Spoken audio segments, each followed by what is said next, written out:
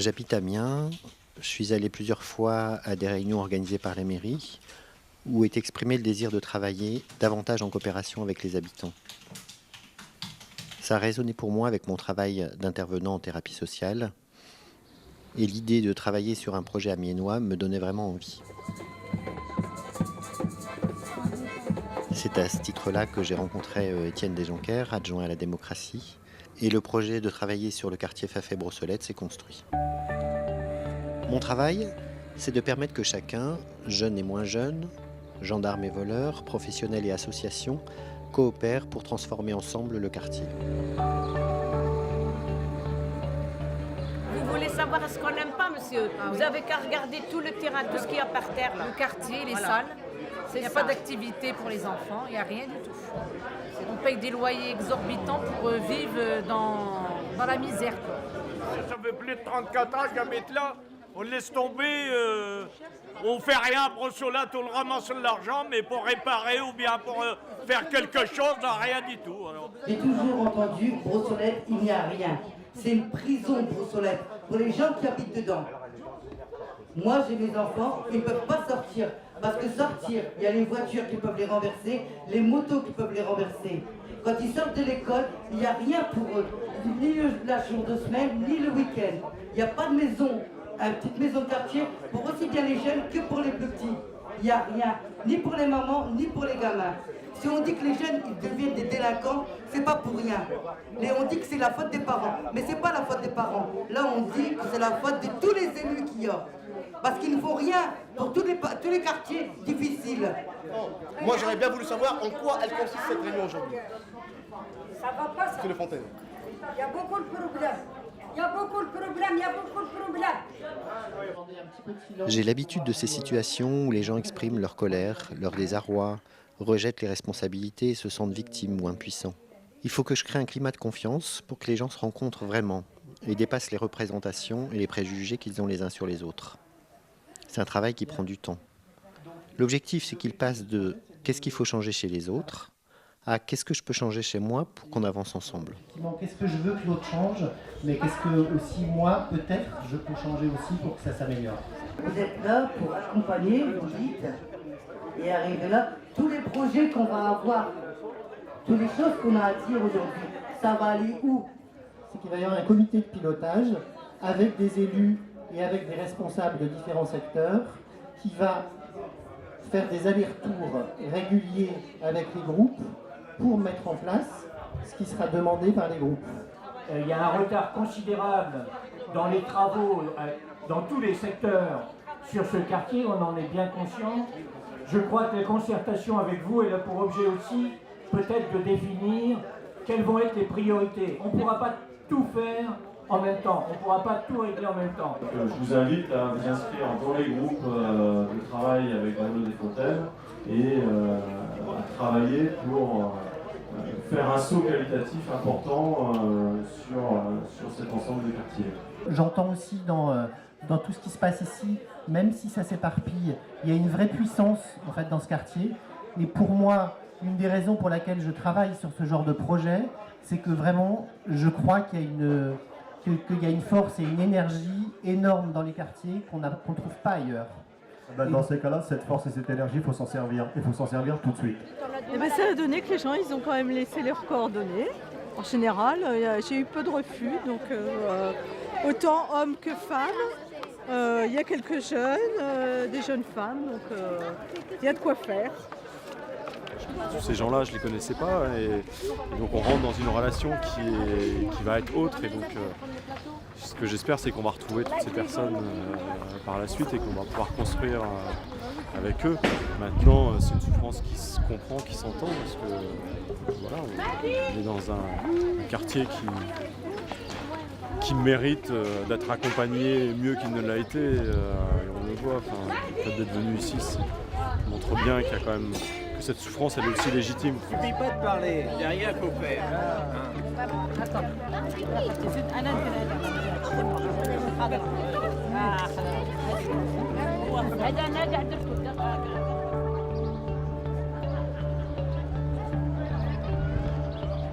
Je constitue des groupes de professionnels, de jeunes, de femmes, d'hommes qui se mettent en place timidement. Beaucoup me disent dans ces groupes les rivalités, les enjeux de pouvoir, les peurs des représailles, et je comprends la difficulté à se mobiliser. Je me suis inscrite tout simplement parce que le quartier, bon, même si je rêve de le quitter, c'est quelque chose, c'est mes racines, c'est mon arbre, quoi. J'en ressens le manque d'investissement des gens du quartier et que j'ai peur que s'il y a un projet qui se fasse, il se fasse sans eux. Je fais du porte-à-porte pendant plusieurs mois, des alliances se créent, on commence à me faire confiance. Mais ce n'est pas pour ça qu'on s'engage dans le collectif.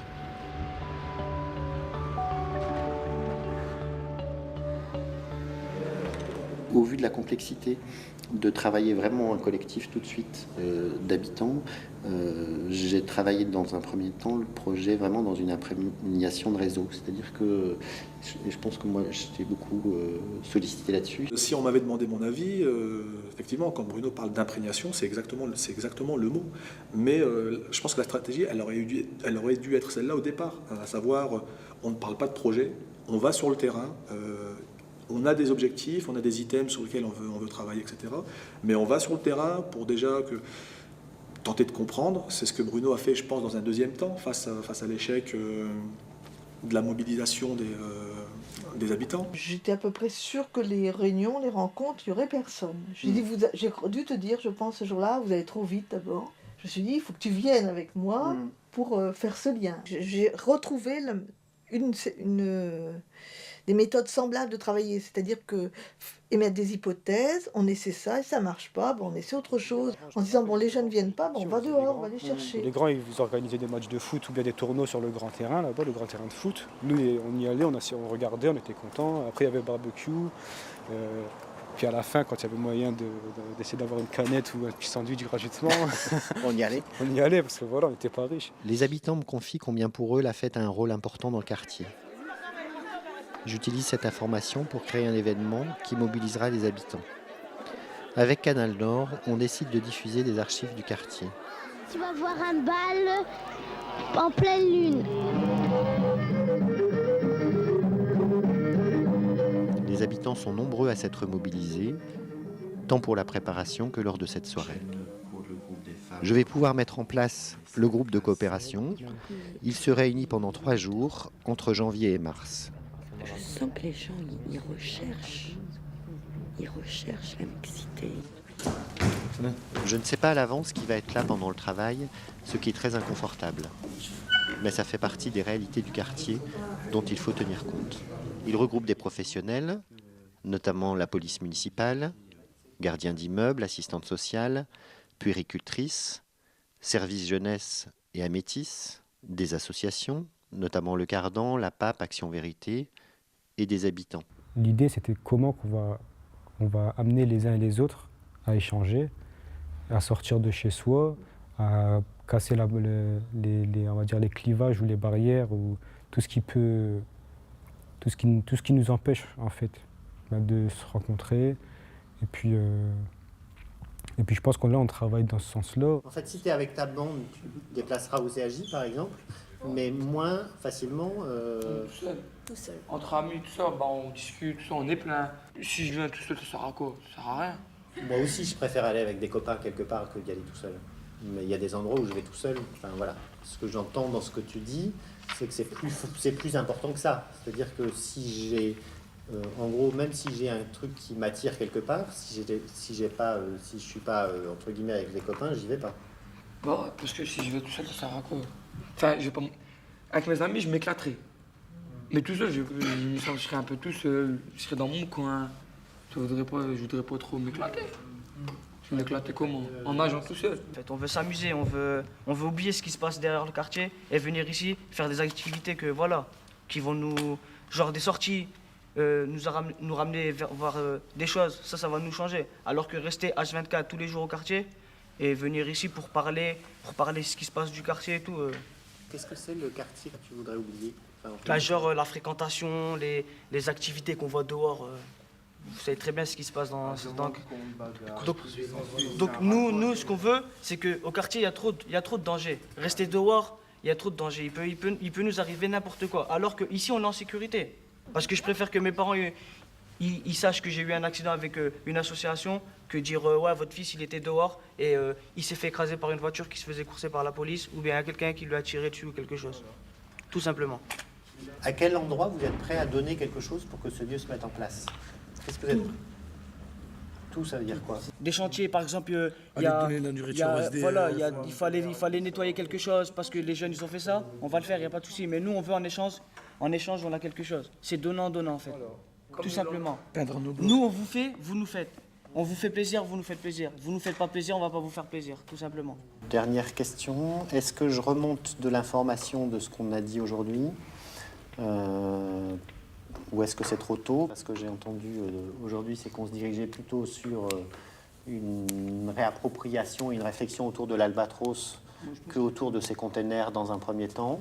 Ou est-ce qu'on se dit qu'on attend pour en parler? C'est qu'on a des élus là qui sont vraiment motivés pour faire en sorte qu'il se passe quelque chose dans les quartiers, que ça évolue. Là, ils sont sur une dynamique de destruction des tours, etc., de réaménagement du territoire, etc. Ils sont en train de remettre, en gros, l'individu au centre des dispositifs. Donc, on va pas s'en plaindre. Et c'est maintenant qu'il faut réagir. Faut être force de proposition. Il faut être motivé et dire aux élus, ouais, effectivement, c'est bien ce que vous êtes en train de faire. Nous, on est prêts à s'engager pour que ça fonctionne. Donc, tout le monde est d'accord avec ça? Ce que je vous propose, c'est qu'on fasse rapidement un tour de table. En 2 mots, une phrase, comment vous vous sentez là maintenant sur la suite voilà. La réponse, vous l'avez. Donc, bien sûr, je me sens concerné, j'ai envie de dire, de 2 côtés, professionnellement et puis affectivement, puisque je continue à habiter ce quartier. Donc, ce qui s'y passe et la population qui habite, etc., m'interpelle. Donc, automatiquement, je me sens concerné. Je dirais pas ni de près ni de loin, je me sens concerné tout court, quoi. Donc, voilà. Ok, merci. Je ne veux pas non plus laisser tomber les activités sur lesquelles je suis engagée avec d'autres jeunes, quoi. Donc voilà, mais dans la mesure du possible, voilà. Mais ça me semble tout à fait faisable et intéressant, quoi. Okay. Nous, si on est là, à la base déjà, c'est qu'on est déjà motivé, c'est qu'on veut quelque chose, et j'espère qu'on va l'avoir. C'est pas pour, à la fin de ça, baisser les bras, parce que ça aurait servi à rien. Et j'espère que ça va marcher. Pour cet après-midi, ravi d'avoir eu des jeunes du quartier avec nous. Ça, je pense, a un peu boosté aussi le débat et puis fait avancer les choses, quoi. C'était intéressant. Je pense qu'on a avancé dans la réflexion grâce à leur présence, quoi. C'est sympa, c'est bien. C'est en mélangeant des jeunes et des adultes comme vous. Je ne veux pas dire des jeunes. Vas-y, ose. C'est pas grave. C'est en mélangeant des jeunes et des vieux comme vous, si vous voulez, que voilà, on discute. Que parler entre eux adultes ou bien qu'entre jeunes, ça fait pas avancer les choses. Moi, je pense qu'il faut saisir l'opportunité qui nous est donnée de faire avancer les choses. Et puis, je trouve que c'est agréable de voir plein de personnes autour de la table, jeunes, professionnels, adultes. Voilà. Moi, pareil, toujours motivé. Quand il faut faire quelque chose pour les jeunes, je suis là, je donnerai le temps qu'il faut, puis il n'y a aucun problème. Quand on voit des grands, moi ou les autres gars du quartier, quand on voit des grands, on se dit qu'eux, ils ont commencé le projet et ils ont toujours fini. Donc là, on compte sur eux. Nous, on est là, on va essayer de les aider, de notre temps, de notre dynamique, et faire que les choses s'arrangent. Après, on verra bien. On verra ce que... Si Bruno tient la route, j'espère que Bruno il va pas nous lâcher la route. C'est souvent celui qui commence qui lâche l'affaire.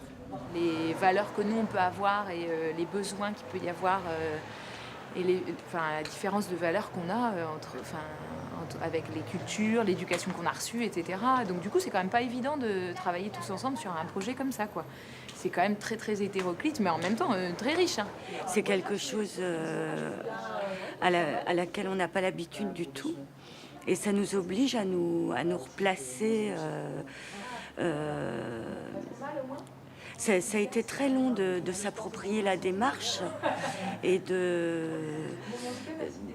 d'être toujours acteur et puis surtout voilà, c'est quelque chose qui me plaît bien. Moi, lorsque je me promène dans le quartier, aujourd'hui, on en entend parler de ça.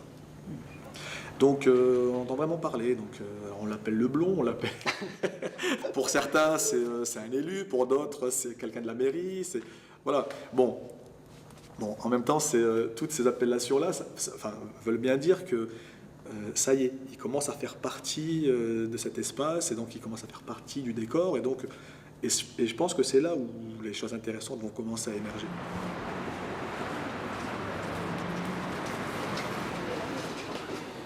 certains regards sur les éducateurs de la PAP, par exemple, ont bougé.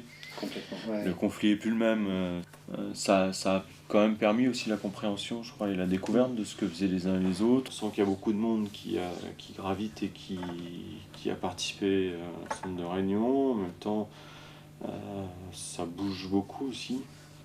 Par contre, effectivement, en tant que politique, on se demande qu'est-ce que ça produit de visible. Le résultat. Voilà.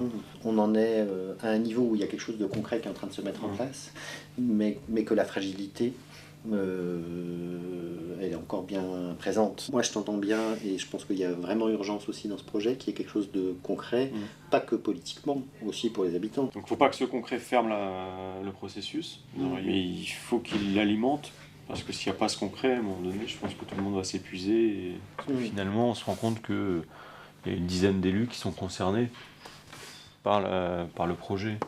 Donc on a déjà eu une réunion où il y a eu une présentation finalement et une découverte pour la plupart du projet et de la notion de thérapie sociale.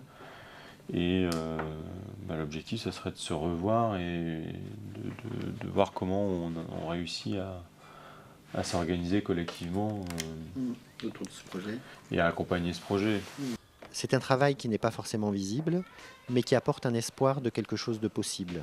Aujourd'hui, des élus, des habitants et des professionnels sont impliqués dans un projet concret qui émerge autour de l'Albatros. Mais le projet reste fragile et ils demandent que le processus se poursuive pour que chacun y prenne sa place. C'est mercredi prochain. Directement. Ok Bruno. Ça marche. Ok, allez, à bientôt.